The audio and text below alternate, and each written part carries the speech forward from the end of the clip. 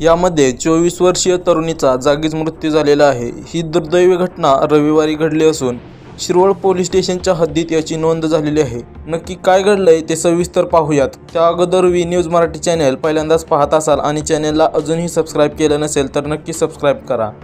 घटनास्थळावरील प्राप्त माहितीनुसार पुण्यातील नामांकित IT कंपनीत कार्यरत 3 तरुण आणि 1 तरुणी महाबळेश्वरला फिरण्यासाठी दुचाकीवरून निघाले होते।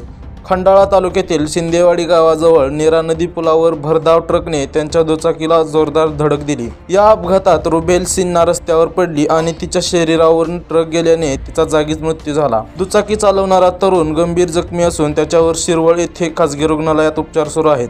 जखमींना तातडीने रुग्णालयात दाखल केले। अपघातामुळे परिसरात हळहळ व्यक्त होत आहे। रुबेल सिन्हा हिच्या मृत्यूमुळे तिच्या कुटुंबियावर दुःखाचा डोंगर कोसळला आहे।